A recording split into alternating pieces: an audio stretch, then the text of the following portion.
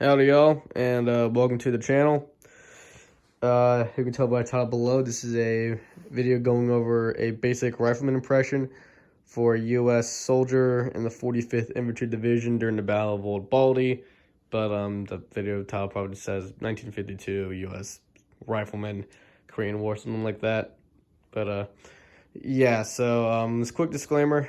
It's kind of hard for me to find exact sources and reference pictures, stuff like that for this impression. So if you have anything that can, help me out or disprove me on a few of these things, please put them down below, and if you can, link them as well. All right, so let's get started.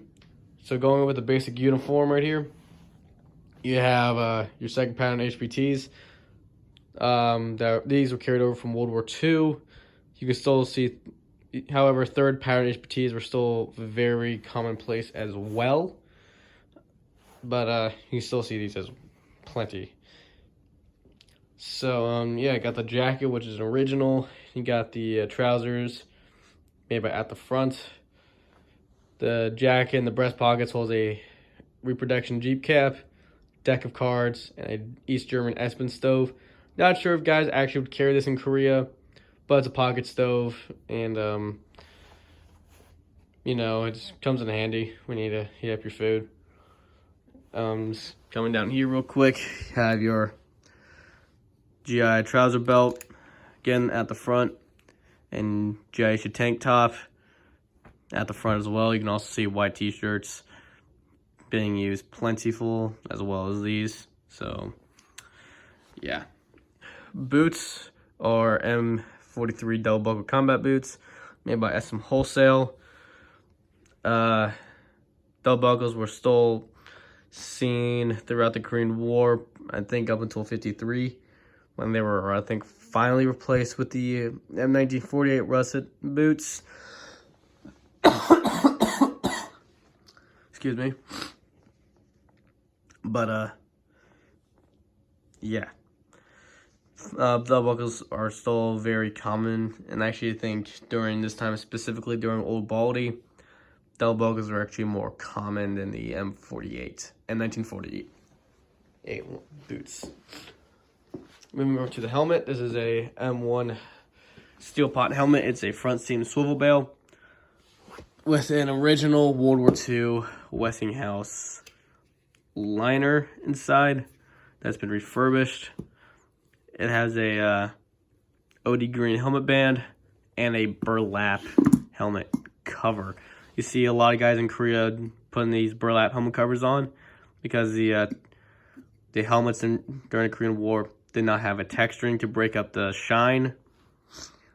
And this added an extra bit of camouflage, and specifically on Old Baldy, where there was not a lot of tree coverage, there wasn't a lot of green, it was a lot of dirt, and just it's a bald hill. This would definitely help mitigate your detection. So yeah. Moving over to the cartridge belt. It's an M1923 cartridge belt. OD7, so it's Korean War. You can also tell because it does not have the internal snaps for the Springfield stripper clips. Comes to the accessories on here. Standard bandage pouch. This one's OD3. You still see a lot of guys rocking OD3 bandage pouches in 52. However, OD7 ones are probably better. Inside, I carried a modern bandage because if something would actually happen to myself or somebody else, I don't want to bust open a 70-plus-year-old medical first aid kit to treat somebody with it. I want something nice and modern, something that'll be a lot more reliable. So that's personally what I do. And now if I'm doing a display type deal, yeah, I might put like an actual Carlisle bandage in here. Canteen is an OD7 canteen cover. I don't know when it's dated. It's probably faded, but the canteen is dated 1945, and the cup is dated in 1944. Moving up here, we have a bayonet. This is made by At the Front. I have taken off the black finish on the blades since, the blades didn't actually have that. Looks alright on me, and the bayonet's mainly for display and more of a utility item than anything. During reenactments, I don't actually take it out that often, so it's not that big of a deal anyway. But, yeah, it's fine. Over here, we have a M43 folding shovel. The shovel's dated 1945, and I think the cover's dated 43. I could be wrong about that. But, yeah, so, again, OD7. And, yeah, fits pretty good. Going over here to my toiletries.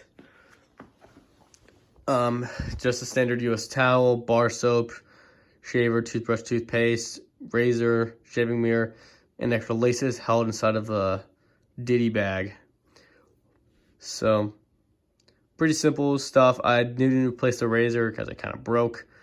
So, I'll be dealing with that. Spare parts roll, or like a cleaning kit. Pouch that's rubberized and waterproof. Pretty handy, we'll say. I just keep extra cleaning stuff in there for the rifle, which I'll get to in a second or a minute or whatever. So yeah, up here I got 2 blankets rolled up. There is a reproduction wool blanket and a 1945 dated blanket, which I believe is the one that's rolled on the outside, so the one that you can see right there. So yeah. Moving over to the pack.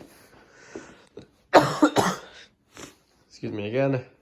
This is M45 field pack with its cargo pack. I believe with its suspenders as well. I believe the suspenders are dated 1950, or it's like 48 to 1948, 49, or 50. It's one of those dates for the suspenders. I believe the pack is dated 1951, and then the cargo pack here is dated 1950. I could be wrong about that. I need to go fishing for the dates, and I don't want to do that right now, so yeah. Now, along with the ditty bag and some other stuff, what I carry in the main pack is my mess tin, dated 1945, and it does have the utensils. Reproduction ones by at the front. I got an original pair of wool socks from World War II, and then a reproduction pair as well. And also, I have an original 5-button sweater that I also keep in here. Because, yeah. These guys would have had. Again, if I'm wrong, please let me know in the comments below. And provide sources. That would be greatly appreciated. Now, in the cargo pack, what you typically hold is the shelter half. This is a first model shelter half from at the front, used in the early days of World War II. I should probably get a second pattern or an actual Korean War one, but this works for now, so it's not that big of a deal. And you'll hold like your tent, poles, pegs, all that stuff in there as well, which I have misplaced, so I'll probably need to get new ones. Excuse me again. But what I also carry in there is my M43 field jacket. This is an original field jacket. These were issued year-round. And this cargo pack is actually big enough to hold this entire shelter half, plus the poles and the ropes and the pegs, including the fuel jacket. So this cargo pack can hold a lot. So that's where I keep my M43. I'm not sure the guys would have actually kept the M43 in there, but like I said, that's what I do with mine. Going on to the final bit, which is the rifle. Again, apologies. This is the M1 service rifle used in World War II up until Vietnam. It's made from a multitude of different parts, just World War II and Korean War era stuff. And I have a OD3 canvas sling on here. You can still see guys rocking the leather slings during the Korean War. However, canvas slings were mainly phasing them out by this point. So that's what I got here. And yeah, just the rifle got the rifle clean stuff here in the stock. Oil, cleaning rod, some patches. So yeah. Alright guys, well that will conclude the video for now. I hope you enjoyed this video. I'll probably be giving a few updates later on. Like for example, one of the bigger things I need is a poncho for this impression, and a few other things as well. So I hope y'all liked the video. Please like and subscribe. If I missed anything or need to change something, please let me know down in the comments below, and I will see to it. We'll see you guys in the next video.